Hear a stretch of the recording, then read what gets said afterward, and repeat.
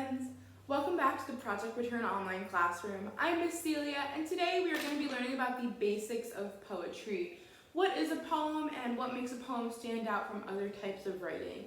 So sit down, grab a coffee, or like me, grab a cup of tea. And let's sit down and have a nice little conversation about poetry and what we can do to improve our poetry. Poetry is a type of writing where words are arranged based on their meaning, sound, or rhythm to create a mood, idea, theme, or anything like that, because the author wants to share thoughts or feelings or ideas. Poems are different from other types of writing because they contain certain elements that other types of writing don't use in the same way.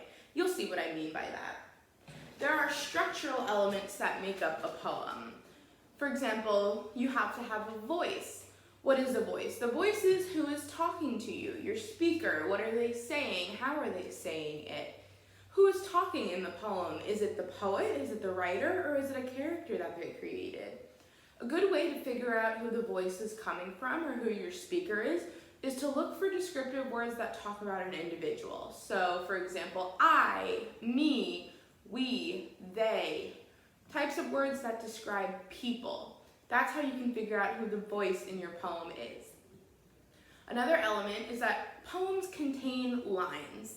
Lines are a straight line of text that read from left to right on one single line. And lines make up something called a stanza. A stanza is a group of lines separated by space.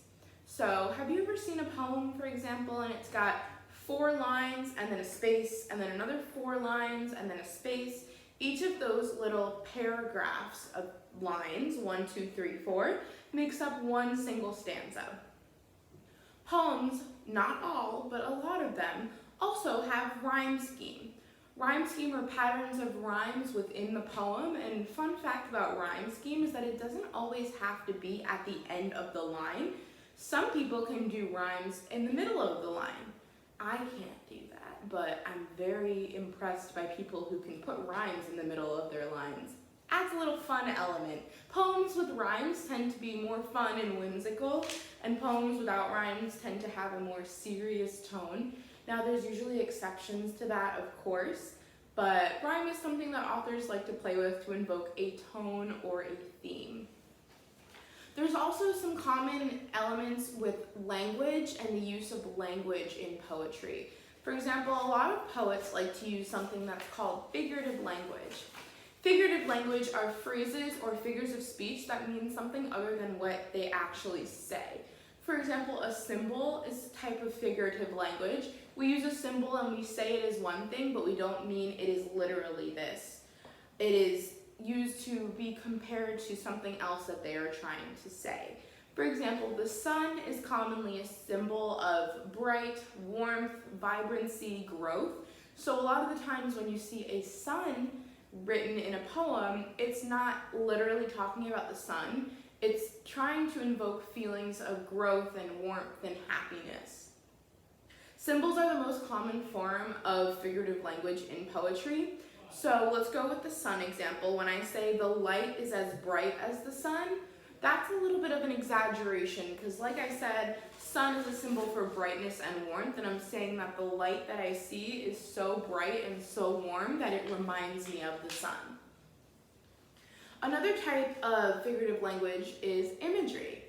Imagery is using descriptive words or adjectives to get the reader to feel like they can see, feel, hear, taste, or smell something. So imagery is an appeal to our 5 senses. And when we appeal to something with our 5 senses, we become more connected to the poem. So the writer or the poet will invoke imagery in order to make the author feel more connected to what is written. For example, I wrote, "The summer heat was sweltering. I was sweating through my clothes and my mouth was dry and begging for water." So in my little phrase right there, you can really get an idea of how warm it is when I use words like sweltering or my mouth was dry and begging for water. You can almost feel your mouth drying up and yourself getting more and more thirsty. I'm putting you in the shoes of whoever I am writing about. Sound of devices are another important language device in poetry. Sound devices are tools that are used to create sounds that can help set the mood or tone in a poem. You remember earlier when I said rhyme scheme is often more whimsical and fun in a poem? That's an example of a sound device. Another sound device is alliteration. Alliteration is repeating sounds at the beginning of words in a line. So for example, I might say, the lucky lady loves lasers. I'm repeating the L sound over and over, so it's got a much more childlike and whimsical feel, rather than just being flat and not having that alliteration. It would not be as fun and enlightening and joyful. There are also a lot of different types of forms of poetry. Form refers to your structure in a poem. Form is the style of a poem and the way it is written, whether it creates sounds, tells a story, has rhythm, or even makes you laugh. Form is unique to every single poet, so my form in poetry may not be the same as your form in poetry, and that is a-okay, because form is what makes you unique as a writer. There are a few different types of form and structure of poetry that we're going to go through. The first type of poetry we're going to go through is going to be a limerick. Limericks are fun and upbeat short poems. They usually talk about a person or an animal, and they consist of 5 lines following a very specific rhyme scheme. That rhyme scheme being A, B, B, A. Here we have an example of a limerick, and it's titled Sunbathing Lizard. Sunbaking one day on a rock, a lizard was in for a shock. A bird hunting prey whisked his clear tail away. Poor Stumpy is still taking stock. So you can see here that the limerick contains 5 lines, count them 1, 2, 3, 4, 5, and it also follows a specific rhyme scheme. So the first, the second, and the 5th line rhyme, and the 3rd and 4th line rhyme as well. So limerick usually follows this structure and tends to be more whimsical, fun, and childlike. The next form or structure of poetry we're going to talk about is a quatrain. Quatrain is a 4-line stanza that rhymes, usually with an A-B rhyme structure, but there's no specific rule that says the rhyme has to look like that. You can kind of make it whatever you want as long as it's 4 lines. And a lot of the times in quatrain poems, you'll see multiple stanzas of 4 lines. So you'll see 4 lines and a space, 4 lines and a space, and then 4 lines again. This is still a quatrain poem. It's just a poem consisting of 3 quatrains. So my example of a quatrain is Humpty Dumpty. Humpty Dumpty sat on a wall. Humpty Dumpty had a great fall. All the king's horses and all the king's men couldn't put Humpty together again. So you can see here that this is a quatrain because it has 4 lines. 1, 2, 3, 4. They're all talking about Humpty Dumpty falling, of course, but they follow a very specific rhyme scheme as well. So the 1st and 2nd line rhyme, and then the 3rd and the 4th line always will rhyme as well.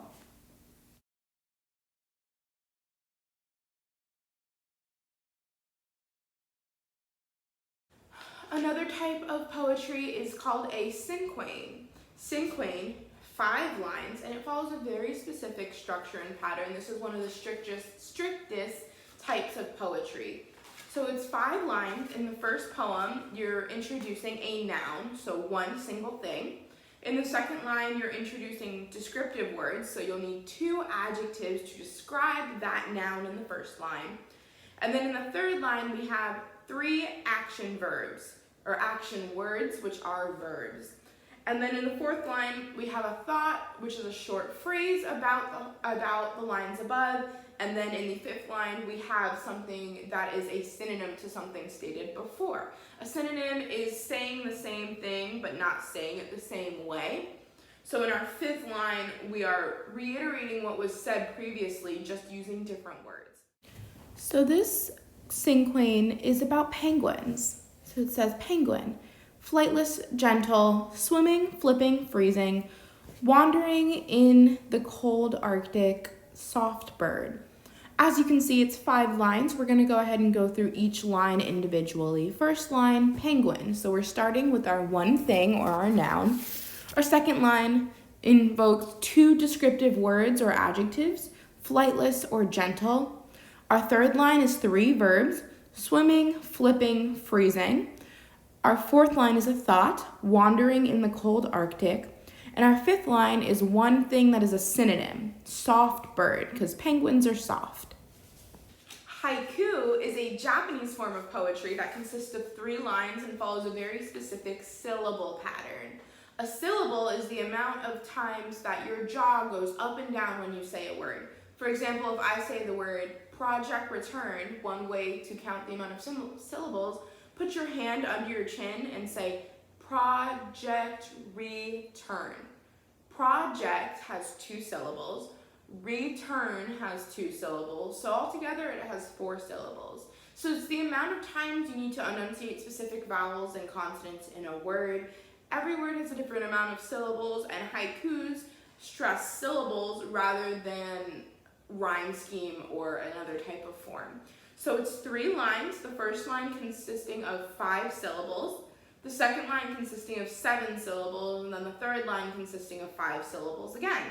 So this can be one word with 5 syllables, or it can be 5 one-syllable words. It doesn't really matter how many words you use as long as the amount of syllables matches up.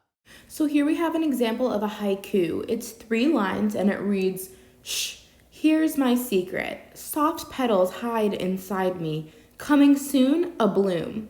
So in the first line, if we go, there are 5 syllables. In the second line, soft petals hide inside me, there are 7 syllables. And then in the third line, coming soon, a bloom, there are a total of 5 syllables. So it follows 5, 7, and 5 syllables.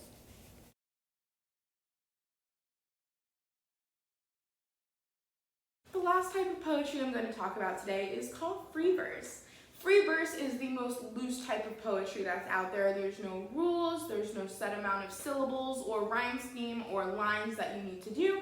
Free verse is completely open, no rhythm, no rhyme, or anything like that. So you can really write as much or as little as you want for free verse. There really is no structure or no rules.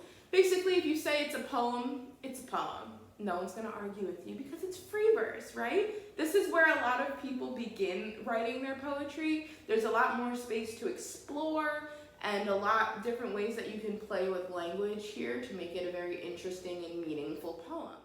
This poem by Christopher Perry is entitled In the Garden, and it is a free verse poem. It reads, "And finally, amidst accumulated alpine snows, at the last hour you open your heart to love." As you see here, there's no set structure. There's no amount of rhymes or syllables or any type of specific words that need to be placed. He can write as much or as little as he wants, and it's still a beautiful, meaningful short poem. Alright guys, so this is my video on the basics of poetry. I hope you can use the skills that I taught you in this video to improve yourself as a poet. I know a lot of you guys love to write, and I definitely love seeing your writing. So I'd love to see what you can do with these types of forms of poetry and the structure and figurative language that we discussed earlier in the video. Thank you so much for joining me today, and I will see you in the next video. Have a great day, guys. Bye. Free verse is the most loose and rule-less type of poetry. There's no rhyme schemes you have to follow. Free verse is the most loose type of poetry that is out there.